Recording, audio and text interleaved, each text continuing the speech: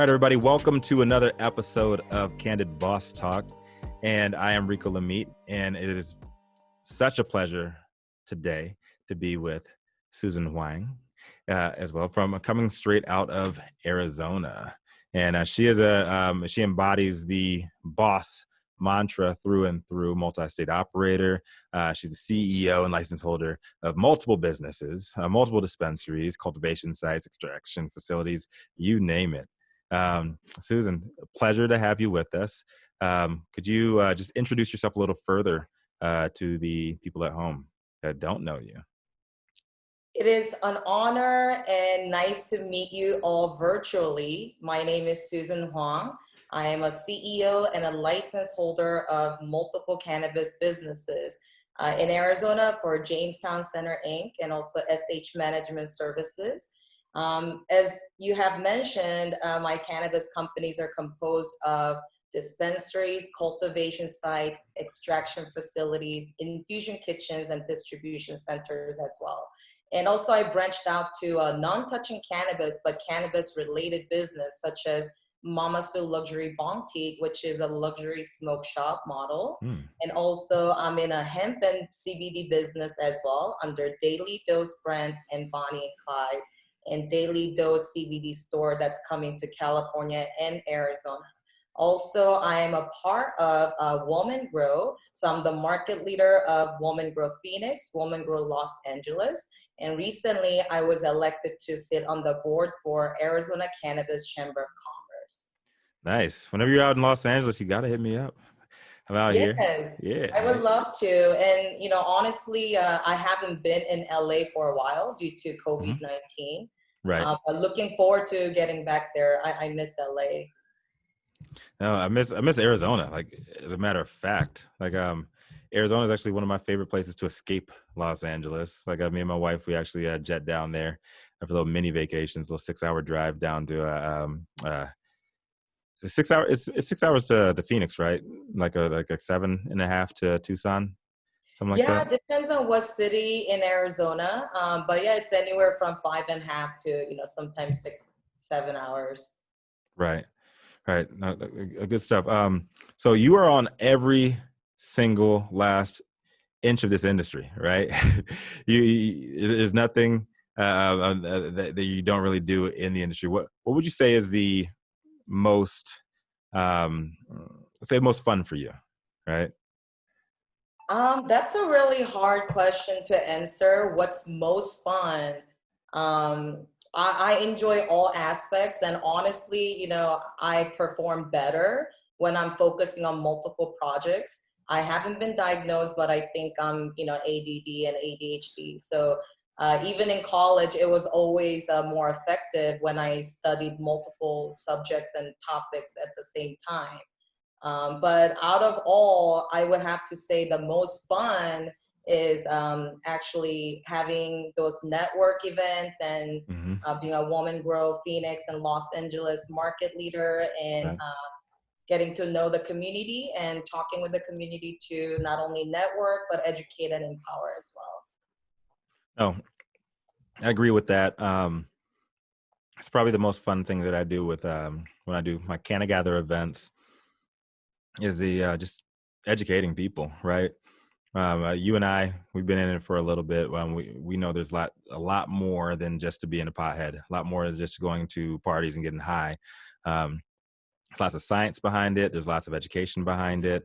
And I always tell my friends from the mainstream world that 95% of what you're doing right now, you can do in the cannabis industry, like through and through. And there's a lot more opportunity too, because we're not even at the tip of the iceberg right now. We're just like scratching the surface, if that.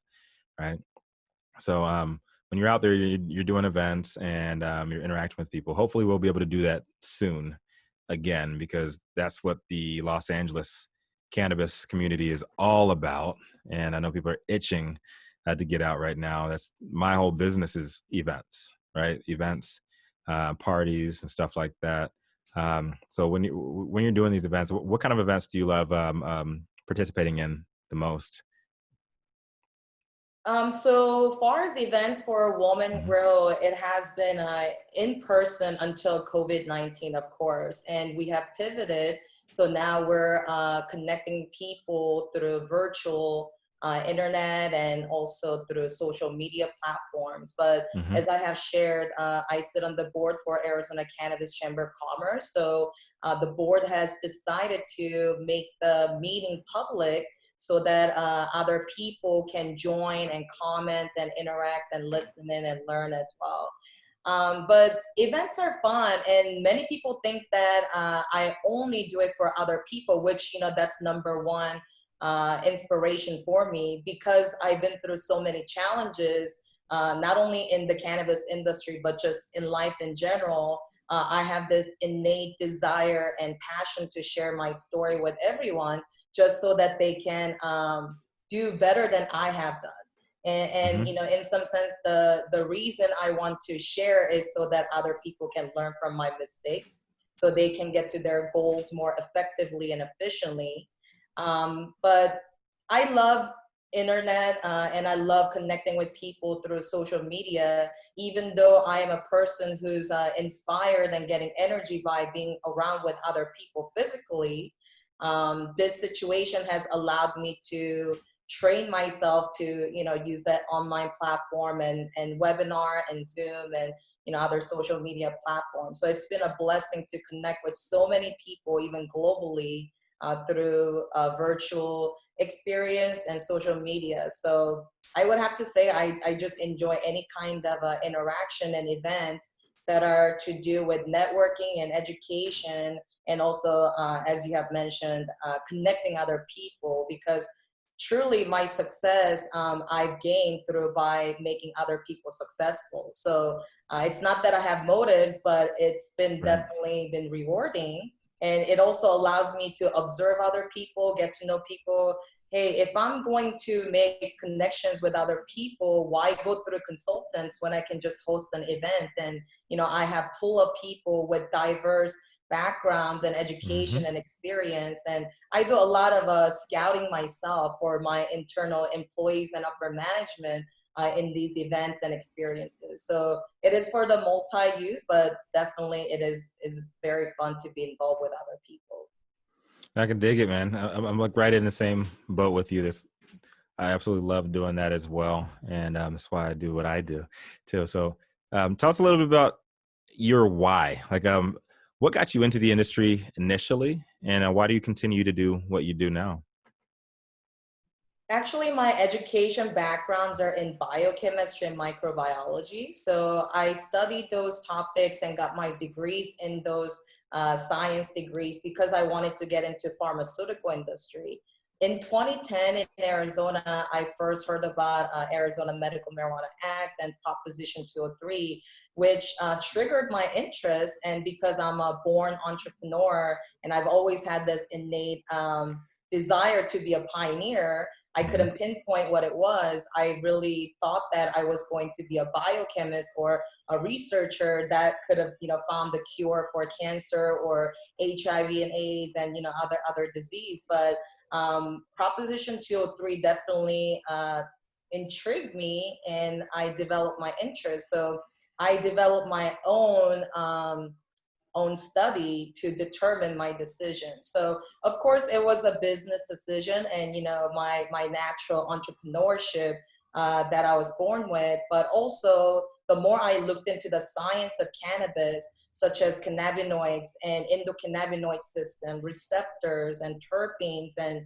how other patients in other countries Hmm. were using the medicine already to help with their ailments and conditions. And let's be honest, like in Asian culture, cannabis has been around for thousands of years. And, Right. it even dates back way back to 5,000 years ago. And there's a document related to cannabis and how, Yep. how my ancestors were growing, but not only using them for multi-uses. So the more I looked into science, that's when I definitely was convinced, because, I'm a very logical and scientific mind. And even growing up, I didn't have friends that were smoking cannabis. So I had no encounter or had even seen cannabis in real life until I got into the industry and started my own businesses. Right. It's very interesting if we can go down that track a little bit there, because I just picked up two members of my team out in Los Angeles, and both of them are Asian, also both Chinese. And we're actually going to do a virtual show because our show is like every week, every Thursday at 4:30 p.m. And we're actually going to have one about Asians in the industry. I have a few very, very high placed Asian friends in the industry, but they're kind of invisible right now. Like why is that such a thing right now? Because arguably, cannabis culture came from Asia in the first place, right? Um, why do you think that the Asians are more of an invisible demographic in the industry right now?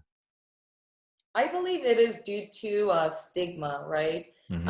For similar reasons, Latino communities and African American communities are hesitant to getting into the legal licensed cannabis industry. I Right. think because Asian people have grown up with the culture and stigma that were instilled within us that number one, when you're an immigrant, and such as myself, I moved to the US when I was 12 years old.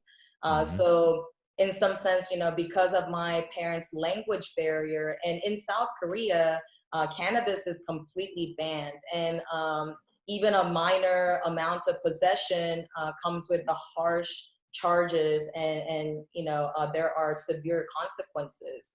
Of course, those all arise from the fact that the U.S. Banned cannabis. So it's interesting that now Asian countries such as Japan and South Korea and Thailand and China are looking at US pharmacopoeia and US DEA, how they schedule and how they regulate medicines and drugs.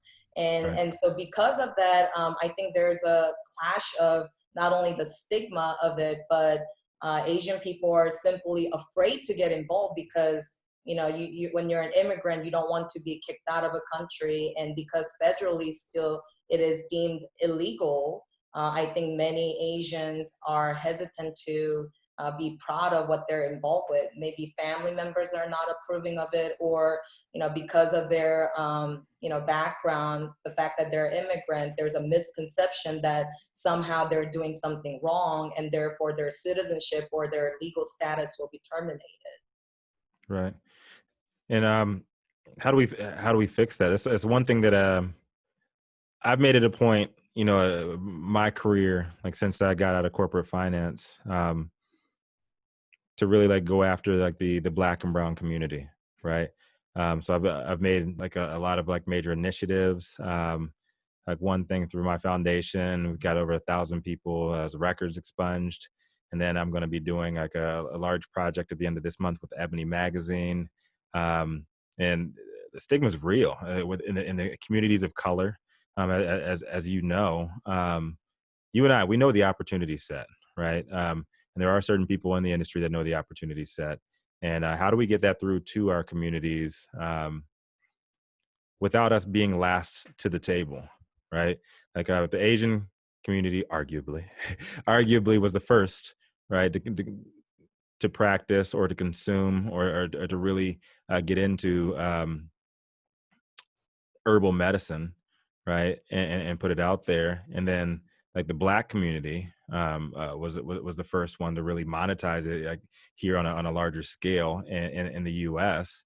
Yet in current America, Asian community, the black community, and the brown community, um, we've all suffered the most from the war on drugs. Yet we're the most apprehensive to come to the table on the legal side. Um, how do you think we can change that? How do you think we can really get through to our people? Stigma is the key. So destigmatizing it is the solution, in my opinion. And if stigma was built over many years, of course, it will take many years for us to undo the stigma. And if Right. stigma was first built in early 1900s, due to, William Herbst and, media company. Some of the Caucasian politicians use their Mm-hmm. power and their network of people and their own media company and newspaper company to misinform the public that cannabis is actually, they use the term marijuana, is that Mexicans drug, that illegal Right. immigrant drugs, and that marijuana is black people's drugs. With all of those damages that have done, only way for us to undo that is to educate the public with the scientific factual information that we can back up. And also it's the visibility, right? So that's why I'm so passionate about being active on social media and, Yeah. getting on other platforms and showing my faces and speaking up. Of course there will be disagreements and different points of view, but the fact that more minorities are looking at minorities speaking up about this projects and businesses and the agenda to destigmatize cannabis. I think that's the key, but of course it will take some time and a lot of effort and resources. But basically we have to do undoing of the damage that's been done. But damn it, I want it now. No, seriously though.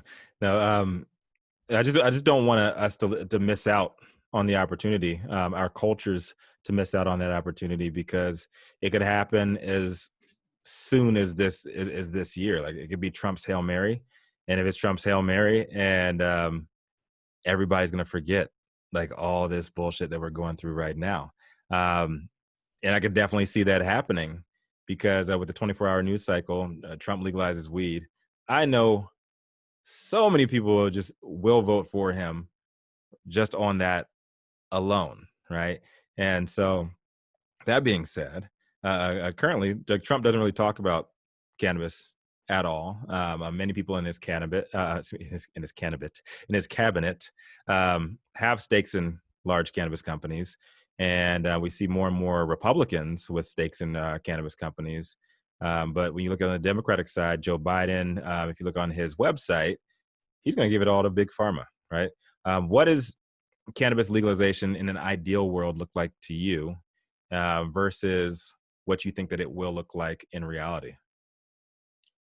That is a tough question, but again, it is my own opinions based on my own point of view and thoughts. Mm-hmm. Um, I think that by legalizing cannabis, it is not going to destigmatize it. So by legalizing cannabis or decriminalizing it actually is preventing, Mm-hmm. Black communities from encountering the law enforcement if it's not necessary. Because if you Right. think about it, cannabis was used as a form to lock up minorities, especially Black men, especially Hispanic men. And because of that, um, and I'm getting into a lot of my own personal thoughts, but of course, you asked me the question, so I'll This answer it. is candid boss talk. We get Right. candid over here. So Two ends. I think that a private prison system is the issue here. Regardless of the parties, let's think about the private prison system. Private Right. prison system, because of that, what do companies have to do, or those who hold the contracts for private prison system? That's their business. So for Right. them to monetize it, they of course have to do what? Have more inmates. These cells and beds have to be filled. And in my opinion, they use marijuana. They use cannabis to imprison minorities, especially Mm-hmm. Black men and especially Hispanic men. And Yeah, so, it's modern slavery, right?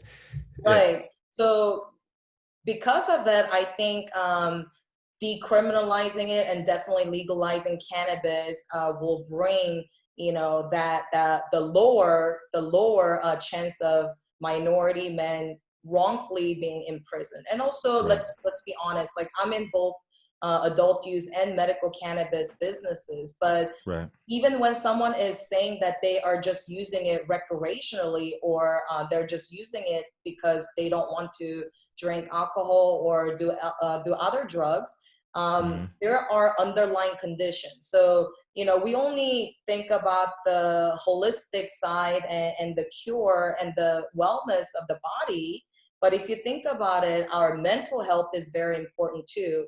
And the Right. fact that cannabis is very effective for anxiety, stress, and also sleep and Mm-hmm. PTSD and depression, many people are using for medicinal purpose, whether it's physical or mental or spiritual. But again, I say cannabis is medicine. Whether they're saying that whether it's recreational or medicinal. So my Right. projection is that unfortunately, I do think that President Trump is going to be reelected. That's just my opinion. And the reason is because we haven't seen much of candidate Biden's campaign. And again, it's not about parties, but people have to vote to elect an official to the Right. office. But although minorities have a lot of thoughts and opinions, oftentimes minorities don't even really vote. And also those people who have been negatively affected by cannabis because of Right.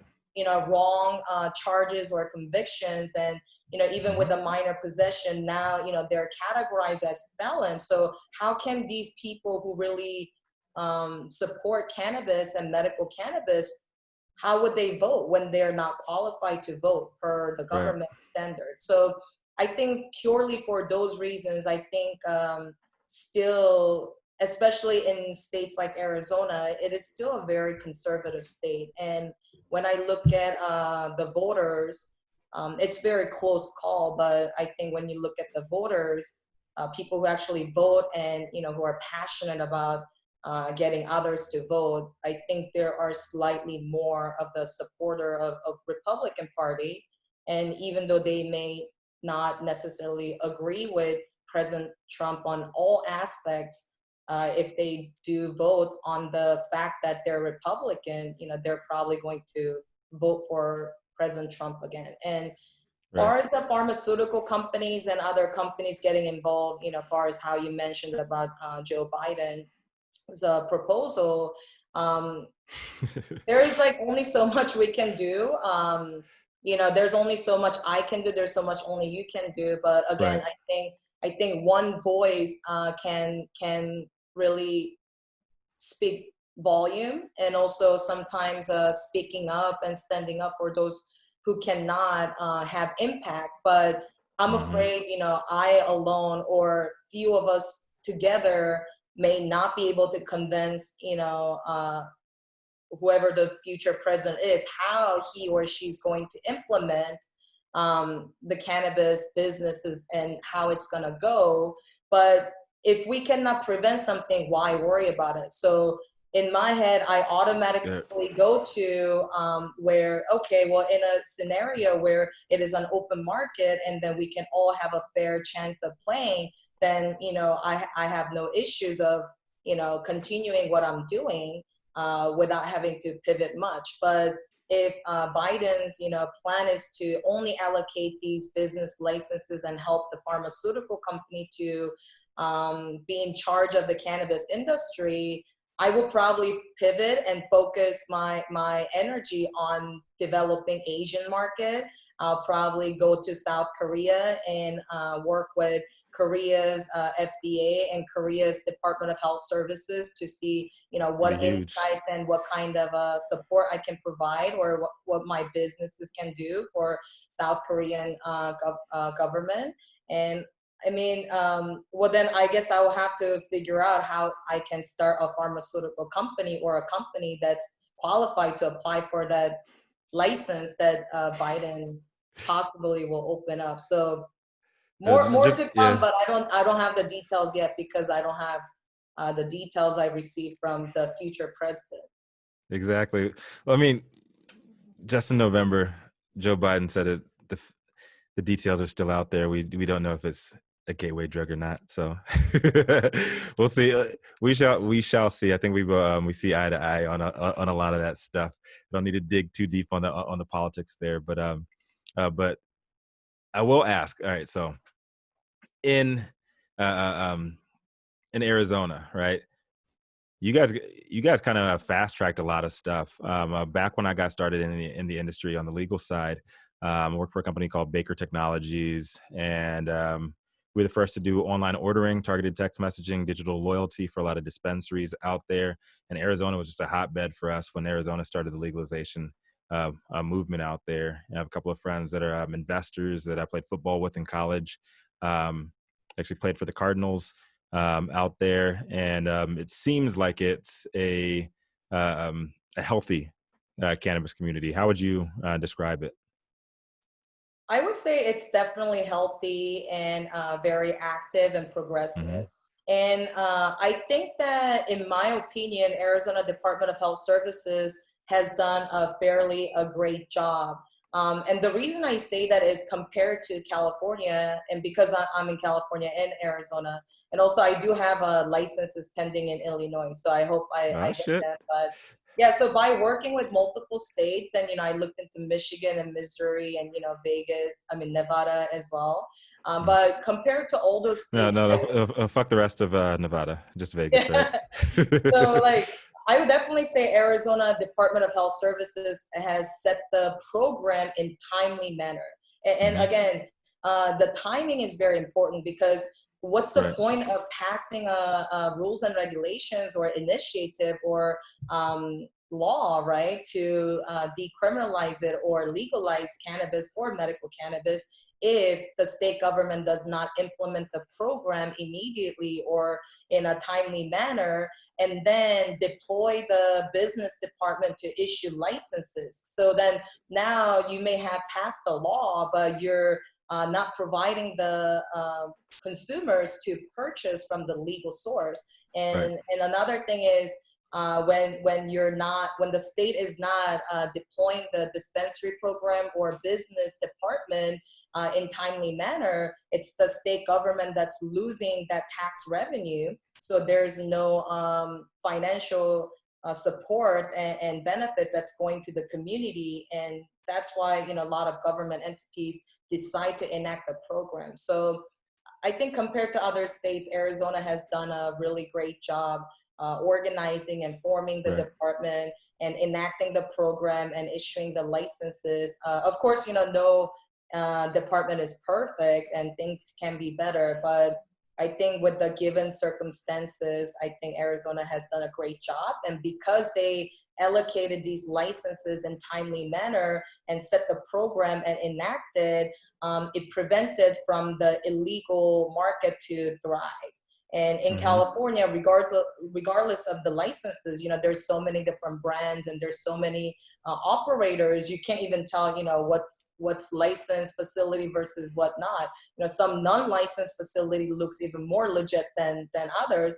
And I think, in my opinion, it's because they don't pay taxes, they don't have to, so they have more cash flow and profit to reinvest back. And if they get shut down, they pay some attorney bills and citation, and then they go open a new one. So it's even Pop more up shops. profitable than the licensed one. Yeah. So but I think Arizona has done a great job, and the reason I say healthy is because the department is continuing to regulate. Of course, it's not perfect.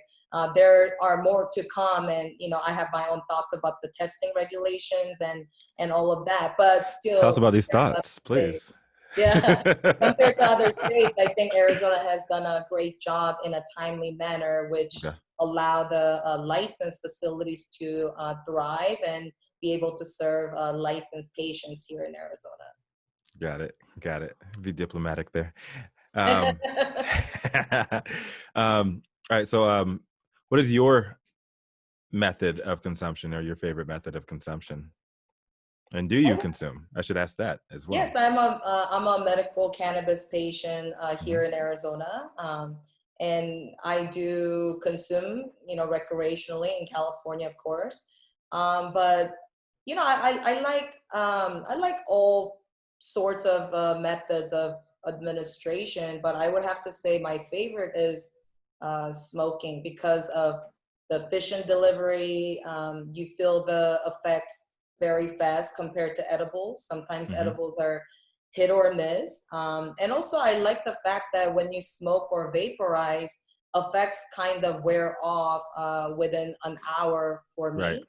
When you want that short period of the effects that you're looking for, I think it is a very preferable method for me because I can't just experience edible for 8 hours. I don't have time to sleep for 8 hours. So I would have to So say smoking definitely, yeah. as blunts, joints, bowls, pipes. Which ones? Oh, that's a very tough question. But I think, good flowers are the best for me. Mhm. Um, but And convenience what kind of wise, what kind of strains are you on to now, or chemovars? I'm trying to get on to chemovars. I'm trying to get away from strains because strains are from viruses or viri. Um, yeah, strains are it should not be used with cannabis. So I'm trying to educate people further, and I think that their words really matter in the cannabis industry. So I'm trying to get away from sativa and indica because there's a yeah, bunch of bullshit. It's about that, and I'm trying to get away from strains because they're not strains. yeah, They're chemovars. So yeah, so what is your favorite current chemovar? And what is your favorite method of delivery for that yeah. strain as well? um, That strain as well.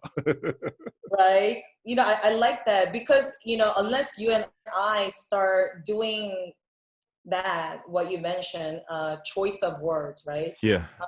I think that again, we talked about stigma earlier, but Mm-hmm. stigma comes with the words that we use. That's why Right. I'm not criticizing or anything like that, but I personally stay away from using the word marijuana. But of Right. course, government uses the term marijuana. So when I'm talking with my attorneys or when I'm Mm-hmm. referring to a specific verbiage, when I'm talking with the Department of Health Services, I have to refer to as medical marijuana program or medical marijuana patient. But I do my Right. best not to use a word marijuana because that has a derogatory, meaning behind it. And Mm-hmm. like we talked about, it's targeting Latino community and Right. immigrants and color people. So, Or like black market right, as well. right, I'm just like you. I tell people I don't judge people. I talk shit. I don't judge.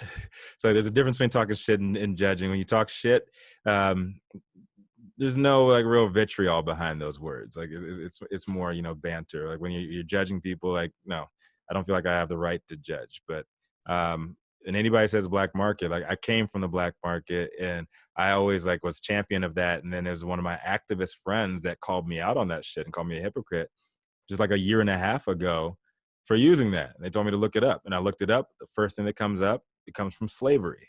yeah, There's a black market and the white market, and we need to words matter, right? So yeah, so definitely. like just Yeah, to continue on your favorite chemovar. so instead of strain, but I really focus on terpenes, right? Yeah. I always like to use example as like, hey, I love steak, but that Hmm. has different meanings. Steak has filet, New York Right. strip, or sirloin, or a different cut, and even steak has different temperature, medium rare, and all of that. So Right. even cannabis too, I agree with you. I think identifying why you like certain type of flowers, not focusing on the name, because again, operators and business people, changing names is just easy as just typing on a computer. So don't Hmm. rely on the name or strain, but rather than focus on the test result and find out what type of cannabinoids that you like to consume, and what type of terpenes that you're attracted to. So I would say I like flowers that are very citrus, and I think that's because again, I'm a very naturally energetic person. So Hmm. I think I'm attracted to like limonene and pinene, something that's very citrus and refreshing. When I'm with certain friends, because they know how to, roll, like, I like to, Yeah. I've even, enjoyed backwood wraps and, joints. And Hey. yeah, Yeah. but of course I don't know how to roll it. I've tried, and I still haven't learned that. I've only started to use cannabis about a few years ago, even though I've been in the industry Hmm. for about 10 years. It's only recently that I started to really use it regularly. But in 2017, I probably used cannabis once. In 2016, probably like, 10 times. But again, it was recently, like in 2019, that I started to really enjoy cannabis.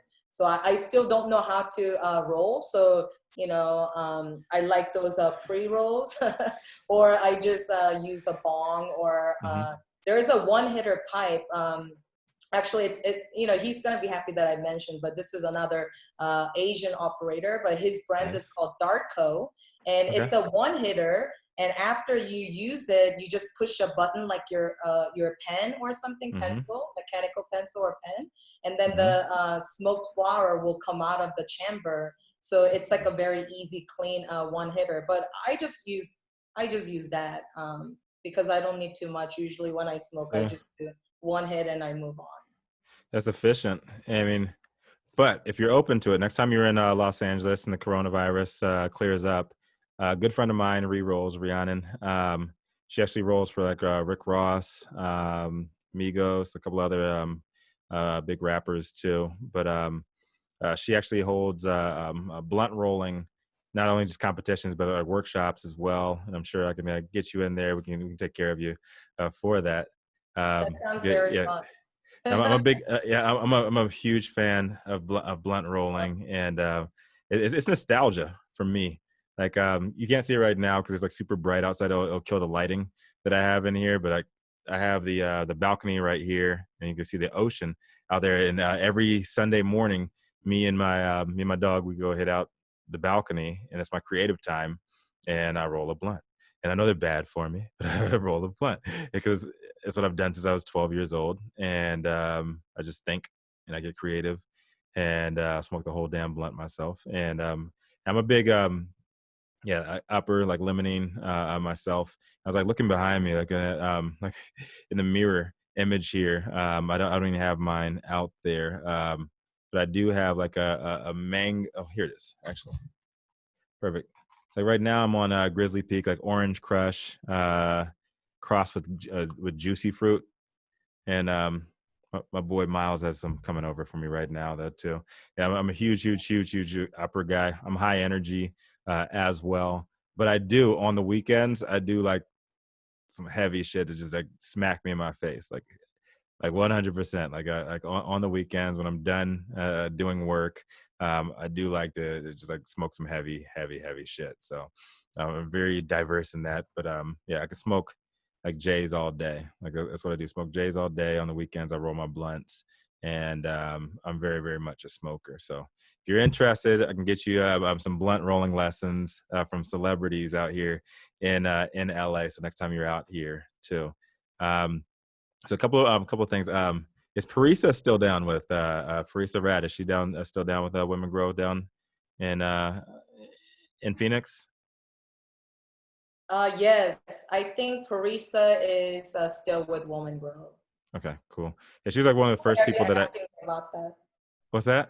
Why are you asking me about that? Oh, no, 'cause she's one of the first people I met when I got in the industry. Like when I got in on the legal side, because she was trying to get me in like Women Grow because of my job. And so I saw that you were in Women Grow. I was like, oh, she's still in Women Grow. That's the only reason. I think it's like the only time I ever talked to her. But I just remember Parisa Rad from Women Grow, and okay, I forget who else. Marvina, Yeah, Marvina. I forget. Yeah, I forget who else it was. Back then, it was maybe like 3.5 years ago or so. It's the only The thing I know market about. leader position is more like it's like an honorable like position that you hold, right? Yeah. So I have my own businesses where I Uh huh. make money, but Woman Grow does not pay me. It's Got it's a it. Got it. it's an organization that you're a part of. Not only you're contributing to the community, but also you get to network with other people a lot. And Mm-hmm. so different cities have a market leader, and so Parisa and Marvina were previous market leader. Got it. And after they were done, that's when I was inducted as a Woman Grow market leader for Phoenix. And because I'm in Mm-hmm. Arizona and California, Woman Grow decided to put me as a market leader for LA Got it. and Phoenix. Okay. Cool. Yeah. Yeah. I didn't know how the network works or anything. I just know that when I first got in, She reached out to me. The only thing else I know about like Arizona was I had a few clients down there, a few shops down there, and then Timeless Vapes too. So I got Timeless Vapes, my homeboys over there, and yeah, one of my buddies is an investor from Timeless, so I'm a big fan. So Yeah. definitely, it was an absolute pleasure to have you on with us at Candid Boss Talk. Could you please tell the good people at home, number one, like where to find you on social media or anything like that, and if you have any initiatives, anything going on within the next couple of weeks, as you can get the word out, we'd love to get that out to the people too, please. Yeah, I'm very active on social media. Instagram at Susan Hwang, SUSANHWANG. Also, I'm available on Facebook and LinkedIn. Same name, Mm-hmm. Susan Hwang, SUSANHWANG. Much love to you. I definitely appreciate you coming on. And please, if you ever like to come on again, let me know. If you ever want to work with any of our other initiatives, let us know as well. We've got a lot of stuff going on, and just definitely appreciate your time.